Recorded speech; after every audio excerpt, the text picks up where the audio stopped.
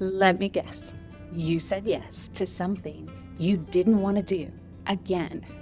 Maybe it was a text asking for a favor. Maybe it was your boss dropping off another project on your already full plate. Maybe it was someone in your family assuming you would handle it because you always handle it. And before you had a chance to even think about it, the yes was already out. Now you're frustrated with yourself, running it back in your head, wondering why you keep on doing this when you're so done with doing this. If this sounds familiar, this video is for you. I'm Keely Rodriguez. I'm a licensed professional counselor supervisor. I work with women in their 30s, 40s, and 50s in Austin, Brownsville, and across the state of Texas. And one of the most common things I see in my practice is exactly what I just described. Women who are completely done with people pleasing, but just can't seem to stop doing it. So today we're going to talk about why that happens, what's going on in your brain and your hormones, and what actually helps. Let's begin by starting to name the pattern of people pleasing and recognize how it happens. And it doesn't always look the same way that women expect. At home, it might be obvious. It's the favor, it's the bake sale, the thing that nobody else volunteered for. At work, it may be subtler and disguised as responsibility. Your boss drops another project and your brain immediately goes to, I'm the only one who really knows how to handle this. If I don't do it, then it won't get done right. And it's just easier to handle it. So not fear of the boss exactly, it's just your nervous system has learned the only way to keep things calm is to be able to manage everything. And delegation feels really risky. Letting someone else handle it feels almost like dangerous because they might do it right, but more likely they'll do it wrong or subpar in some way. And here's the part women don't love to hear. It also feels good to be needed, to be reliable and capable and trusted. So over time, you became that person. People learned they could count on you for everything. And that's part of how you ended up here.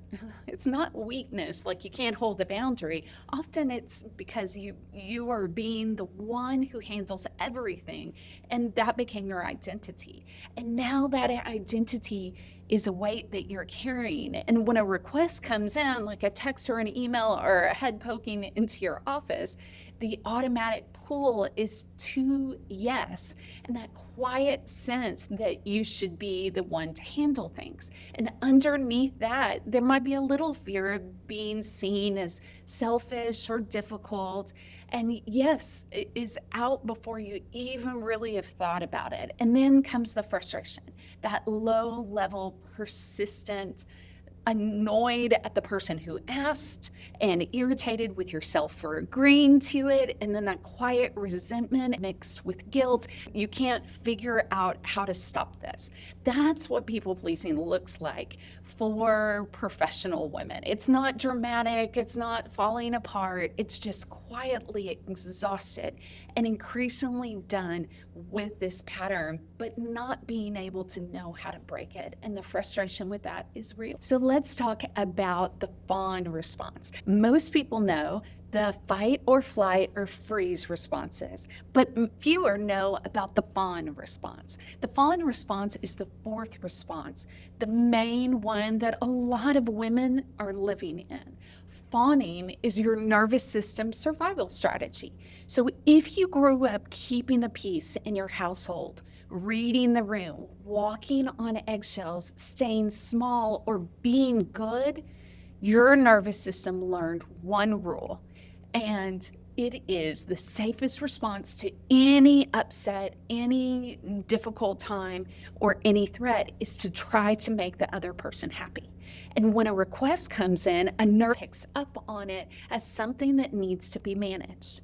Now, you're pulled towards appeasement, keeping things smooth, avoiding conflict. And that fires before your prefrontal cortex even enters the conversation where logic and reasoning show up. That is a wired survival reflex, doing exactly as it was designed to do. The problem is your life has changed and the reflex hasn't caught up. So how does Perimenopause and menopause complicate things when it comes to people pleasing. If you're in perimenopause, your patience for all of this bottoms out. And there's a biological reason. So estrogen just doesn't regulate reproduction.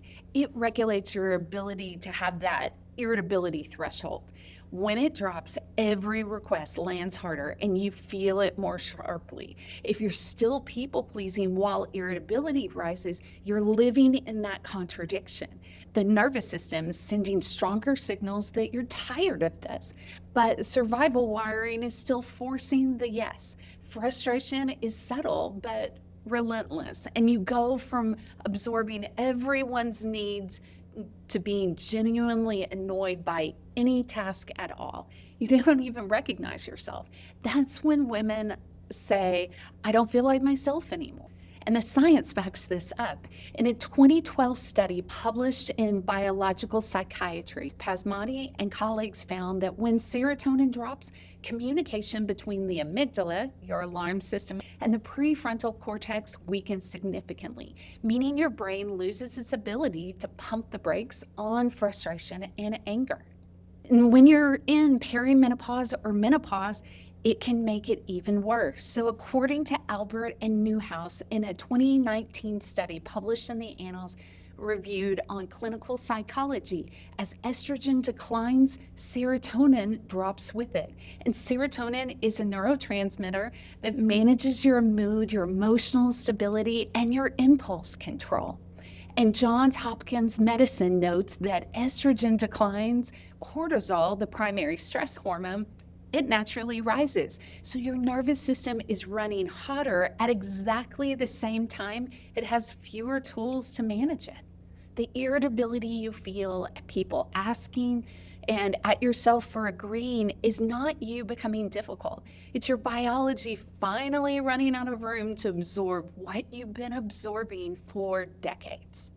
Look, when you're parenting littles, you've just been trying to make it through the day and keep everybody alive. Let's face it, the pace is exhausting and you just keep moving, no bandwidth to examine the patterns at all. You go along to get along because you have to. But when your kids get older, something begins to shift a little bit. There's space to ask questions or to examine things and behavior that you didn't have time to before. So you start to ask yourself, do I really need to be doing all of this? Or is this just what's expected of me because this is what I've always done? Now you have a choice, and that choice feels real in a way that it didn't before. But here's where it gets complicated. You don't want to do it anymore. The frustration is rising, and you know you should say no. You just want to say no, but your nervous system has a different operating system running. So for decades, it learned saying yes means keeping the peace or managing the emotions or keeping the drama away. That wiring doesn't turn off just because you're tired of it. So you're caught kind of in the middle. Your body's telling you to stop, your frustration's telling you to stop, but your nervous system's still firing kind of that automatic yes. You resent the person who asked you. You resent yourself for saying yes again. You can lie awake and thinking about it. And that's the cognitive dissonance, wanting to change, but you're unable to stop that automatic response. And that's exactly why women come in for therapy at this point. You're done with people pleasing, but you still can't stop it. Now, I'm going to say something a little controversial. Most traditional talk therapy is not built for this. Insight-based therapy helps you understand why you do what you do. It helps you trace a pattern back, maybe connected to your history, and gives you practice scripts. That's genuinely valuable, but up to a point. But when your boss asks you to stay late or your mother-in-law blows up your phone and sends a loaded text, your prefrontal cortex, that area of logic and reasoning in your brain, goes offline. And that fawn response takes over in a millisecond. So you have no access to insight or scripts or anything like that. Your body is in a familiar pattern, and familiar patterns don't consult your therapy notes. And then that shame cycle that follows is predictable. So driving home, you go through replaying it in your head, or you lie awake at night thinking about, why did I say yes? I know better. I've read the books. I've listened to the podcast. I've even talked about this in therapy.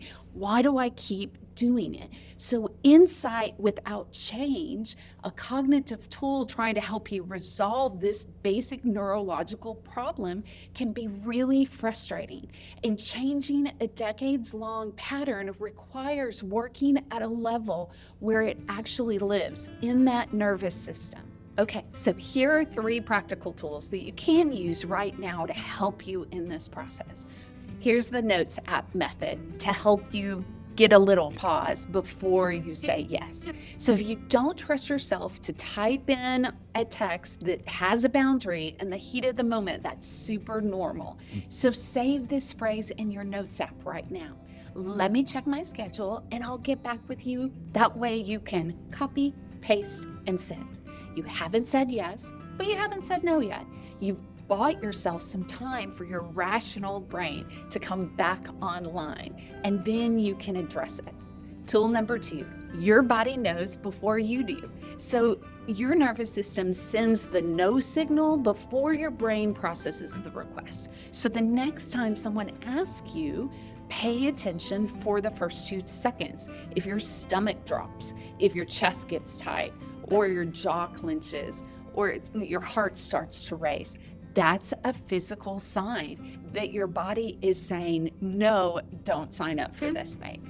So starting to notice it more and more helps you become aware of those signs that your body is giving you around the no.